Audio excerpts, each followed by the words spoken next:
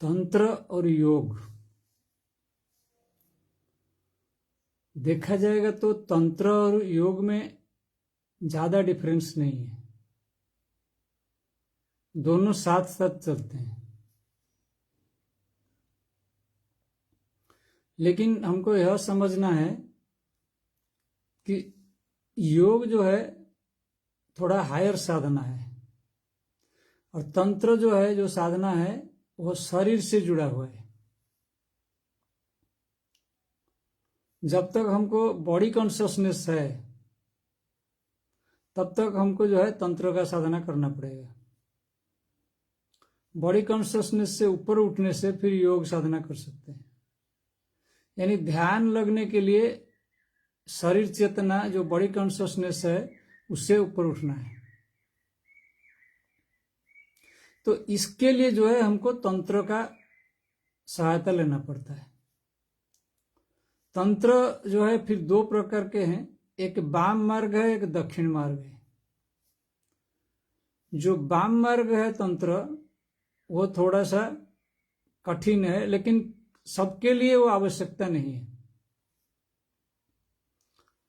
जल्दी छुटकारा पाने के लिए जो बॉडी कॉन्शियसनेस है, उससे तो वाम मार्ग का प्रयोग किया जाता है।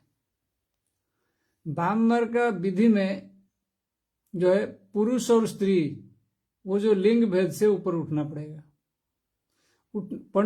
उठने के लिए ही वो साधना किया जाता है। अगर हम उदाहरण तौर पर ले तो श्री रामकृष्ण परमहंस वाम मार्ग साधना भैरवी माँ से किए थे। भैरवी माँ जो तांत्रिक गुरु थे उनसे सीखे थे। तो वो थोड़ा क्या है, उसमें जो है जो पुरुष और स्त्री भाग, ये जो भाग में हम फंसे हुए हैं, पूरा संसार में ज्यादातर लोग जो है एक पुरुष भाव और एक स्त्री भाव, नारी भाव, इसमें फंसे हुए हैं। तो इस भाव से कैसे हम मुक्त हो, इसके लिए वाम मार्ग का डायरेक्ट प्रयोग किया जाता है। कुछ अघोर जैसा विद्या उसमें है, मतलब सिंप्लीफाई करने के लिए प्रोसेस को। तो इसलिए वह थोड़ा सा कठिन लगता है। इसलिए जो बोलते हैं शिव का पास भैरवी रहते हैं, तो वही है, वो जो भैरव और भैरवी, वही जो है वो लिंग भेद से बाहर निकालने के लिए वो है, मेथड है। बोलते भैरवी डाक हो रहा है, भैरव डाक हो रहा है, तो वही है। मतलब हमारा जो चेतना है वो फंसा हुआ है कि मैं पुरुष हूं या मैं स्त्री हूं। इससे निकलेगा तो फिर बॉडी कॉन्शियसनेस से भी निकलेगा, दोनों साथ साथ निकल जाते हैं। जब ये पुरुष और स्त्री भाव निकल जाता है तो बॉडी कॉन्शियसनेस भी निकलने के लिए आसान हो जाता है, देव भाव से निकल जाते हैं। तो इसके लिए दोनों को लेके साधना किया जाता है। अगर कोई पुरुष साधना कर रहे तो एक यंग जो है, कम उम्र वाला, जैसे कि 15-16 ईयर्स का लड़की को या भैरवी के रूप में लेके उसके जैसे साधना किया जाता है।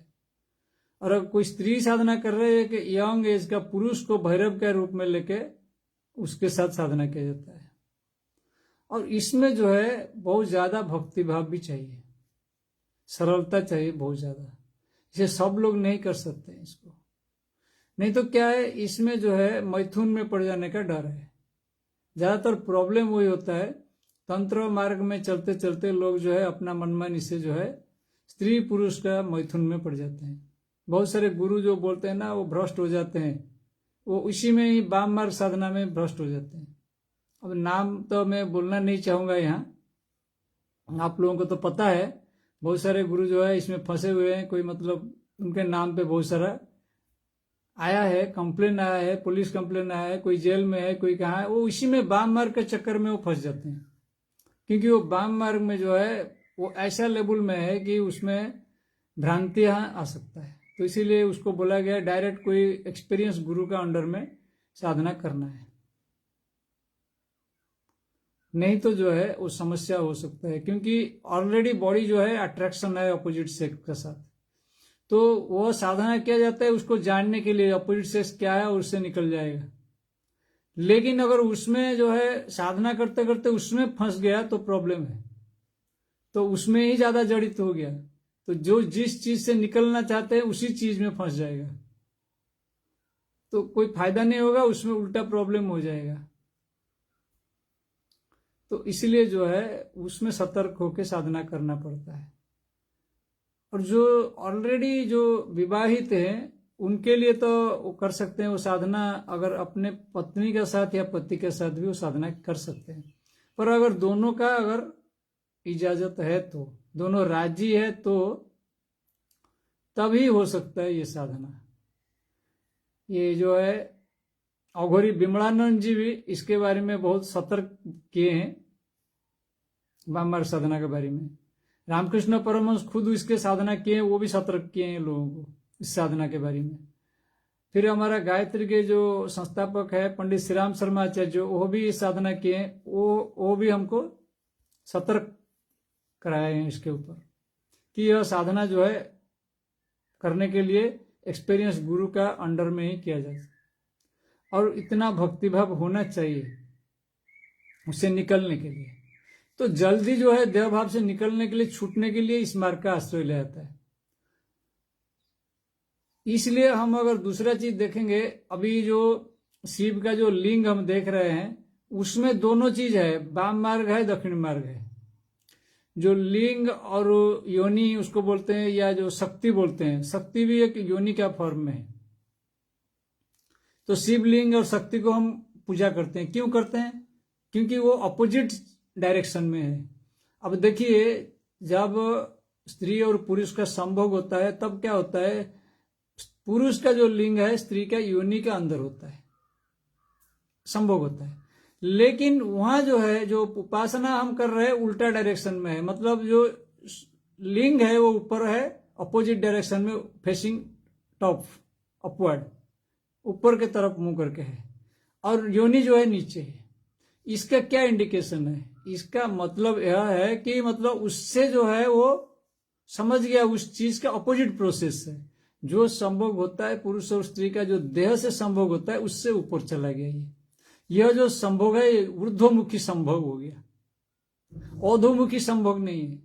जो अधोमुखी संभोग होता है उससे जो है हम जो है स्थूल रूप में कोई बच्चे जो है जन्म करते हैं। इसलिए रामकृष्ण परमहंस के कोई बच्चे भी नहीं हुए। रामकृष्ण परमहंस जो है ऊर्ध्वमुखी संभोग में थे, तो इसलिए उनका जो है कोई बच्चे भी नहीं हुए। वो मैरिज किए थे किंतु उनके बच्चे ही नहीं हुए। तो इसलिए वह जो है निम्नमुखी संभोग नहीं है। निम्नमुखी संभोग में क्या होता है, जो वीर्यपात होता है वो निम्न में जाता है, गर्भ के अंदर जाता है नारी का, तो उससे जो है संतान उत्पन्न होने का संभावना रहता है। लेकिन जो ऊर्ध्वमुखी है उसमें जो है वीर्यपात नहीं होता है। उसमें जो है वीर्य जो है अंदर ही काम करता है, और अंदर ही जाके वो ऊपर चला जाता है, ब्रह्मरंध्र में से ऊपर जो है सूक्ष्म रूप में, ऊर्जा के रूप में जाके निकलता है। तो यह बहुत जो है इसको बताते नहीं ज्यादा इसके बारे में, तो थोड़ा बहुत हम इसके बारे में डिस्कशन कर रहे हैं, थोड़ा गुह्य चीज है ये। तो यह जो है इसलिए जो है भगवान शिव को उस रूप में उपासना किया जाता है। शिवलिंग और शक्ति व योनि को उसी रूप में उपासना किया जाता है, दोनों को। तो यानी दोनों का जो महत्व हमको समझना चाहिए। यानी दोनों जो है अगर उसको संसार के लिए यूज करोगे तो संसार के लिए तुमको पुत्र प्राप्ति होगा। इसलिए बोलते हैं इसका बच्चे नहीं होते हैं, बोलते हैं शिव का उपासना करो, शिवलिंग में जो है जल दो, अभिषेक करो, कुछ बोलते हैं करने के लिए। क्यों बोलते हैं? इसी पर्पस के लिए, क्योंकि वो पर्पस हो गया मतलब नीचे की तरफ तुम देख के उसको उपासना कर रहे हो। और जो साधक होते हैं, उच्च कोटि का साधक होते हैं, वो जो है उसको अपोजिट डायरेक्शन में जो है उसको साधना करते हैं, विपरीत मार्ग में वो साधना किया जाता है, ताकि क्या है ना, उनका जो ऊर्जा है निम्न में नहीं आके ऊर्ध्व में चले जाए। तो ऊर्ध्व में जाने से जो है उनको जो है चेतना जो है ऊर्ध्वमुखी हो जाता है, प्राण जो है शुद्ध हो जाता है। इसमें प्राण शुद्ध नहीं होता है। ये जो मैथुन है इसमें प्राण विशुद्ध नहीं होता है, और वो मैथुन में प्राण जो है विशुद्ध हो जाता है, क्योंकि उसमें जो है स्थूल रूप में कुछ होता ही नहीं, उसमें सब सूक्ष्म रूप में काम चलता है। क्रिया योग में भी जो है ये क्रिया योग का ही मेथड भी है, लेकिन क्रिया योग नॉर्मली जो सिखाया जाता है वो दक्षिण मार्ग है, वाम मार्ग के बारे में नहीं बताया जाता है।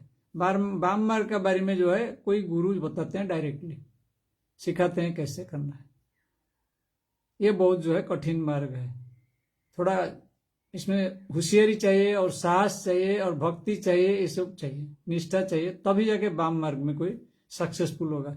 लेकिन क्विक होता है ये भी जो है।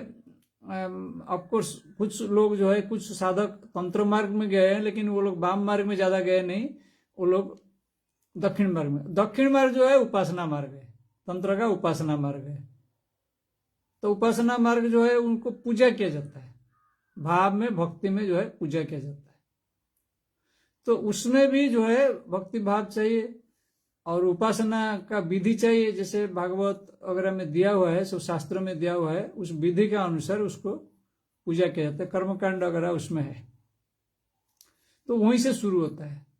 तो ये कुछ भी है, दोनों का जो पर्पस है, वाम मार्ग और दक्षिण मार्ग, दोनों का पर्पस है कि हमको जो है ये जो देह भाव, देह चेतना, इससे ऊपर उठा के हमको ले ले। और हमको नहीं सोचना चाहिए कि ये पुरुष और स्त्री, ऐसा नहीं है। वहां पे जो होता है तो स्त्री का भी वही होता है, पुरुष का भी होता है, चेतना ऊर्ध्वमुखी दोनों का ही होता है। यह नहीं कि पुरुष का जो है, पुरुष का पास जो है वीर्य शक्ति है तो होगा और स्त्री का पास तो नहीं है। स्त्री का पास है शक्ति है। स्त्री और पुरुष जो है वो दोनों आधे आधे है, यानी पुरुष का अंदर आधे स्त्री रूप है और स्त्री का अंदर आधे पुरुष रूप है, अंदर ऑलरेडी दिया हुआ है। क्योंकि पुरुष और स्त्री दोनों का संभोग से ही एक पुरुष जन्म होता है या स्त्री जन्म होता है, तो दोनों का गुण उसमें रहता है। इसीलिए बोलते हैं जो क्रोमोसोम, एक्स क्रोमोसोम और वाई क्रोमोसोम दोनों ही रहता है बॉडी में। तो बॉडी में तो रहता है, लेकिन वो काम कैसे करता है पुरुष और स्त्री बनने के लिए, वो प्रोसेस अलग है, लेकिन बॉडी में तो रहता है क्रोमोसोम। तो इसलिए जो है वो जो है स्त्री का क्वालिटी भी रहता है, पुरुष का क्वालिटी। कभी कभी हम देखेंगे कुछ स्त्री जो है पुरुष का क्वालिटी भी ज्यादा उसमें डेवलप होता है, कभी कभी किसी पुरुष में स्त्री का क्वालिटी ज्यादा डेवलप होता है। ये कैसे होता है? क्योंकि ये ऑलरेडी होता है उसके अंदर। तो इसलिए जो है उस भाव को जागृत करना है, यानी एक स्त्री जो है पुरुष का भाव को जागृत कर लेगा और पुरुष जो है स्त्री का भाव को जागृत कर लेगा, तो साधना में उसको आसान होगा। अगर कोई पुरुष जो है साधना में स्त्री का भाव को जागृत कर लेगा तो उसको आसान होगा साधना करने के लिए। और स्त्री जो है क्योंकि 50-50 बन जाएगा वो, तो वो जो है जब 50-50 बन जाएगा प्रोसेस, तो जो है वो ऊपर उठ जाएगा उससे। यानी वो अपने आप को पुरुष नहीं मानेगा कि स्त्री भी नहीं मानेगा। तो इसलिए बोलते हैं ना, जो साधना मार्ग में जाते हैं वो जो है, अर्जुन का जो है महाभारत में दिखाया गया कि अर्जुन को जो है बृहन्नला का रूप में दिखाया गया, जो वनवास में थे, जो हिडन कंडीशन में थे। तो उस टाइम जो है वो वनवास में अर्जुन जो है बृहन्नला का रूप में था। 1 साल का जो वनवास था लास्ट में, तो वो जो वही है उसका जो साधना है, मतलब उसका पुरुष और स्त्री दोनों का जो है स्थिति को एक ही अनुभव कर लेगा। करने के बाद में वो जान पाएगा कि अरे पुरुष और स्त्री दोनों तो मेरे ही अंदर है, मैं अपने आप को कैसे पुरुष मान रहा हूं या स्त्री मान रहा हूं। तो यह स्थिति जो है वो अपने आप ही अनुभव कर लेगा अंदर। जब अनुभव कर लेगा तो अपने आप को पुरुष नहीं मानेगा कि स्त्री नहीं मानेगा, तो आसान हो जाएगा वो देह भाव से मुक्त होने के लिए। क्योंकि देह भाव में हम फंसते हैं तो इसी से, पुरुष और स्त्री से। जब पुरुष और स्त्री भाव से कोई मुक्त हो जाए तो देह भाव में फिर मुक्त हो ही जाएगा इजीली। तो इसलिए जो है, बट कुछ लोग जो है कंफ्यूज करते हैं, बोलते हैं कि मतलब हमारा ये नहीं है वो नहीं, मतलब हमारा अंदर जो है पुरुषत्व खत्म हो गया या नारीत्व खत्म हो गया। ये नहीं, ऐसा नहीं है, कंफ्यूजिंग स्टेटमेंट है वो जो है वो दोनों मिक्स हो जाता है, उसमें जो है समावेश हो जाता है, जिसको बोलते हैं समता आ जाता है। समता आ जाने से क्या होता है? खत्म। कोई चीज समता आ जाने से क्या होता है? वो दोनों चीज ऐसे मिक्स हो जाते हैं तो पता ही नहीं लगता है। जैसे बोलते हैं नदी जाके समुद्र में मिल गया। अब गंगा जमुना जहां मिलन होता है तो वहां मिलन के स्थल में ना आप उसको गंगा बोल पाओगे ना जमुना बोल पाओगे, इसलिए वो सरस्वती के नाम पे प्रकट हो गया। तो यह गंगा जमुना सरस्वती यह भी उसी रूप में दिया गया है। मतलब गंगा और जमुना दोनों का स्थिति जो है मिलन होने के बाद सरस्वती हो गया। सरस्वती मतलब क्या है? वह जो है एक थर्ड क्वालिटी उसमें डेवलप हो गया। वही जो है निष्पक्ष क्वालिटी है, न्यूट्रल क्वालिटी एक आ गया। एक स्त्री पक्ष है, एक पुरुष पक्ष है। अगर गंगा पुरुष पक्ष है तो यमुना स्त्री पक्ष है, या यमुना स्त्री पुरुष पक्ष है, गंगा स्त्री पक्ष है मानो, तो दोनों का जो मिलन होगा तो क्या होगा, वो जो है समावेश हो गया, समत्व भाव हो गया। इसलिए बोलते हैं इड़ा पिंगला सुषुम्ना। तो वहां पे जो है और पता ही नहीं लगेगा कि वो पुरुष है कि स्त्री है, अंदर से वो मानेगा नहीं। एक बार योगानंद जी को कोई पूछा था, परमहंस योगानंद जी को एक बच्चा ने आके पूछा, वो कवर करके बड़ी बैठे थे, वो तो मोटे से थे, तो काफी मतलब शरीर उनका हुष्ट पुष्ट था। तो उनको आगे पूछे कि मैं चारों तरफ देख रहे, वो पुरुष है कि स्त्री है, उनका लंबे लंबे बाल है और पता नहीं लग रहा है। तो योगानंद जी पूछे तुम क्या देख रहे हो ना, मैं देख रहा हूं आप मतलब नारी है या पुरुष है, मैं जान नहीं पा रहा हूं। तो योगानंद जी बोले मैं कुछ नहीं हूं, ना नारी हूं ना पुरुष हूं। तो यही चीज है जो लिंग भेद का ऊपर ही उठ जाना है, साधना किया जाता है इसी के लिए। तो इससे जो है देव भाव से भी ऊपर उठ जाते हैं। और दक्षिण मार्ग में उसको सरल किया गया है, तो उसमें जो है कुछ प्राणायाम का प्रक्रिया यूज किया जाता है, नाड़ी शोधन वगैरह, और अलग अलग प्राणायाम का प्रक्रिया है, सोहम, या पूजा का पद्धति है। क्योंकि जो पूजा का उपासना पद्धति है, अल्टीमेटली उपासना पद्धति में भी आगे चल के प्राणायाम और ध्यान करना पड़ता है। जो ध्यान में चला जाता है वो जो है तंत्र से उठ गया ऊपर, धारणा तक तो मैक्सिमम तंत्र का ही मेथड रहा, फिर उसके बाद योग में चला गया वो। तो इसलिए तंत्र और योग को हम अलग ही नहीं कर सकते, क्योंकि तंत्र का जो साधना करेगा वो ऊपर जाएगा तो योग में होगा। तो कोई भी वाम मार्ग या दक्षिण मार्ग से साधना शुरू करना पड़ेगा किसी को भी, या तो वाम मार्ग या तो दक्षिण। तो शुरुआत तो तंत्र से ही होगा, और आगे चलने का बाद में कोई उसको तंत्र का ही हाईएस्ट बोल सकता है, कोई बोलते हैं कि तंत्र का एक हाईएस्ट उच्चतम शीर्ष देश है वो, या कोई योग भी बोलते हैं उसको। तो इसमें कंफ्यूज नहीं करना चाहिए कि मतलब हमको प्रैक्टिकल में जाना चाहिए। अब कोई उसको बोलेगा नहीं ये तंत्र तो अलग है, योग अलग है, ऐसा कंफ्यूजन में बिल्कुल नहीं आना किसी का। तो इस चीज को जो है हम काफी हद तक अभी समझ लिए हैं। और योग तो जो है यूनियन है, और तंत्र भी यूनियन है, दोनों ही यूनियन है। लेकिन क्या है, योग का जो यूनियन में बताया आपको, तो वो ऊपर ही चला जाएगा, देव भाव से ऊपर जाने का बाद ही जो है योग का यूनियन होगा। जो ध्यान में जो यूनियन होता है, एक क्या होता है, जो ध्यान का अंदर भी अलग अलग स्टेज है। एक है कंसंट्रेशन वाला स्टेज है, वो जो धारणा बोलते हैं उसको, ध्यान का शुरुआत है वो। दूसरा कंटेम्पलेशन स्टेज है, जहां चिंतन है, तो वहां पे जो है हायर थॉट्स आता है माइंड में, जो है डिवाइन थॉट्स माइंड में आता है, उसको कंटेम्पलेट करते हैं उसके ऊपर। जैसे राधा कृष्ण का तत्व, शिव शक्ति का तत्व का ऊपर जो है मंथन किया जाता है। फिर उसके ऊपर जब चले जाएंगे तब जो है रियल मेडिटेशन आ गया, यानी विदाउट एनी एट्रीब्यूट्स, उसको बोलते हैं समाधि स्टेट। कोई एट्रीब्यूट नहीं रहेगा वहां पे, ना भगवान रहेंगे, ना कोई भगवान का कोई मतलब नारी स्वरूप या पुरुष स्वरूप रहेंगे, कुछ नहीं रहेंगे, ना खुद रहेगा कोई, खुद भी जो है लीन हो जाएगा, मतलब शरीर तो रहेगा लेकिन उसको महसूस नहीं होगा, वो स्थिति में चला जाएगा। वो जो है विदाउट एट्रीब्यूट उसको बोलते हैं, कोई एट्रीब्यूट नहीं रहेगा उसमें, कोई उपाधि नहीं रहेगा उसमें। जब तक कंटेम्पलेशन है तब तक उपाधि है कि मैं जो है राधा तत्व को समझ रहा हूं, कृष्ण तत्व को समझ रहा हूं, शिव तत्व को समझ रहा हूं, यानी कंटेम्पलेशन में है। और कंसंट्रेशन नहीं होगा, धारणा नहीं होगा, तो कंटेम्पलेशन में भी नहीं जा पाएगा। तो इसीलिए जो है डायरेक्ट कंटेम्पलेशन में, कोई बोलते हैं कि डायरेक्ट कंटेम्पलेशन में चले जाओ, डायरेक्ट मेडिटेशन में, तो वो संभव ही नहीं होता है। हो सकता है किसी जो है एक्स्ट्राऑर्डिनरी किसी के लिए हो सकता है, नॉर्मल प्रोसेस में वो होता ही नहीं संभव। नॉर्मल प्रोसेस जो है जाना पड़ेगा, वही प्रोसेस से जो है उपासना वगैरह करके, साधना करके, पहले संयम करके, अपने आप को यम नियम वगैरह पालन करते हुए फिर ऊपर जाना पड़ेगा।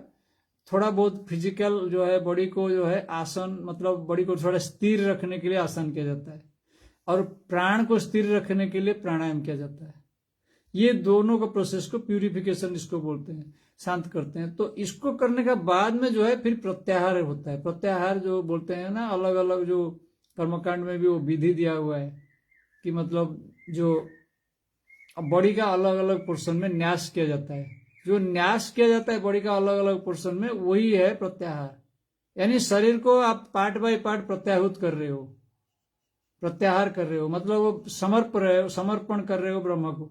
तो डायरेक्ट आप कंप्लीट बॉडी को समर्पण नहीं कर पा रहे हो, इतना आसान नहीं है, जान नहीं पा रहे हो समर्पण कैसे करना है। तो इसका विधि के लिए दिया गया है। और जो बड़े बड़े ज्ञानी जोगी लोग बोलते हैं, वे ध्यान जब ध्यान करने का प्रोसेस बताते हैं तो लोग बताते हैं कि मतलब कंसंट्रेट करो अपना पाँव के ऊपर, पाँव से फिर बोलते हैं थोड़ा ऊपर आओ, फिर ऊपर आने के बाद बोलते हैं नी में आओ, फिर जो है उसके ऊपर आओ, जांग में आओ। तो ऐसे करते हैं कि स्टमक में आओ, चेस्ट पोर्शन में आओ। ऐसे क्यों करते हैं? ऐसे करने का मतलब यह पार्ट बाय पार्ट जो है आप न्यास कर रहे हो, समर्पण कर रहे हो, तो होल बॉडी जो है समर्पित हो जाता है, न्यास होता है। तो इस प्रोसेस से फिर आगे बढ़ते हैं प्रत्याहार से, फिर जो है धारणा आता है। जब प्रत्याहार हो जाता है फिर धारणा आता है, मतलब एकाग्रता, असली एकाग्रता वही है। बाकी जो एकाग्रता है वो तो कुछ मतलब हमको पढ़ाई करने के लिए, लिखाई करने के लिए या कुछ काम करने के लिए एकाग्रता करते हैं, ये तो निम्न स्तर का बुद्धि का एकाग्रता है। चेतना का जो उच्च स्तरीय एकाग्रता है वो वहां है, वहां जो है फोकस हो जाएगा एक जगह में। तो इसलिए बोलते हैं ध्यानं मूलम गुरु मूर्ति। तो गुरु मूर्ति का ऊपर वो फोकस हो जाएगा। तो गुरु मूर्ति जो है, इष्ट मूर्ति जो है वही है। आप किसी को भी कंटेम्पलेशन करोगे, या राधा या कृष्ण या गायत्री माता, सूर्यदेव, कोई भी जगह के ऊपर कंटेम्पलेट कर लेते हैं। वह कंटेम्पलेशन से फिर आगे चला जाता है विदाउट एट्रीब्यूट, जो बोलते हैं समाधि स्टेज या डीप मेडिटेटिव कॉन्शियसनेस स्टेज में चला जाता है। तो यह होता है जो पूरा प्रोसेस तंत्र और योग का जो मिलन है, ये विचित्र मिलन है। इसलिए बोलते हैं भगवान शिव जी को बोलते हैं शिव मास्टर ऑफ योग, तंत्र, म्यूजिक, फोनेटिक एंड डांस। ये सारा चीज उसमें आ जाता है। इसके अंदर जो भी साधना करेगा योग और तंत्र का, उसके अंदर सारा चीज आएगा। ये अपने आप ही ये चीज आ जाएगा उसको, इसमें कोई संदेह ही नहीं होना चाहिए। पर ये थोड़ा जटिल प्रोसेस है। इसको करने के लिए कोई किसी का मतलब डायरेक्ट तत्वावधान में करना चाहिए, जो वाम मार्ग का साधना का मैं बताया। बाकी दक्षिण मार्ग का साधना तो आप कर सकते हो, घर में भी पूजा उपासना ये सब कर सकते हो, और उससे धीरे धीरे प्यूरिफिकेशन प्रोसेस वगैरह कर सकते हैं। कुछ प्रोसेस ऐसा है, कुछ बंध वगैरह होता है, मुद्रा वगैरह, उसको भी डायरेक्ट सुपरविजन में करते हैं। अगर कोई उतना क्लैरिटी है उसको, या पहले अगर उसको कोई ऐसा आभास है पहले, यानी पूर्व जन्म में जो बोलते हैं मन में जो आभास होता है, तो उसके आभास के हिसाब से आ जाता है। तो किसी किसी का अपने आप आ जाता है। ये मुद्रा, बंध, आसन, प्राणायाम सब अपने आप ही आ जाता है, किसी किसी का आ जाता है। अगर पूर्व में वो किया होगा तो साधना में डायरेक्टली उसी लेवल में आ सकता है वो, जिसको हमारा जो श्रीमद् भागवत गीता का 6 चैप्टर जो है उसमें दिया गया है। जब अर्जुन भगवान को पूछा कि अगर मैं ये साधना करते करते अगर बीच में मेरा देहावसान हो गया तो क्या होगा, तो भगवान बोला तुम योग भ्रष्ट हो जाओगे। योग भ्रष्ट का स्थिति में तुम फिर जन्म लोगे, तुमको एक सुयोग मिलेगा, एक अपॉर्चुनिटी मिलेगा, तुमको ऐसा जगह में जन्म मिलेगा जहां तुम फिर वहां से ऊपर उठ सकते हो। वो जो है कंडीशंस अपने आप ही आ जाता है। वो कब आएगा, किस माता का गर्भ में आएगा, कैसे होगा, किस परिवार मिलेगा, उसको कैसे सुविधा मिलेगा होगा। ज्यादातर जो योगी लोग होते हैं तो योग भ्रष्ट का ही रूप होते हैं, योग भ्रष्ट से ही योगी होके आते हैं। और योग में जो संपूर्ण होते हैं तो वो तो बचपन से ही उनको संपूर्ण रूप में आ जाते हैं। जो योग भ्रष्ट होते हैं वो थोड़ा लेट में उनका जो है आता है, वो चीज आता है, पर आता है, उसमें कोई संदेह नहीं है। तो इसलिए हमें तो पता नहीं, हमें जो है साधना करना चाहिए, अभ्यास करना चाहिए, शुरुआत करना चाहिए। जब जिसको आना है वो आ जाएगा, उसमें कुछ नहीं। अब ये संसार में तो सब कुछ घट रहा है, हम लोगों को पता नहीं, इसलिए हम लोग जो है पकड़ के बैठे हुए कि ये मेरा है, मैं कर रहा हूं। तो ऐसे करके धीरे धीरे ये सब छूटेगा। ये सब जब आएगा उस स्थिति में तो धीरे धीरे छूटेगा। ओम तत्सत।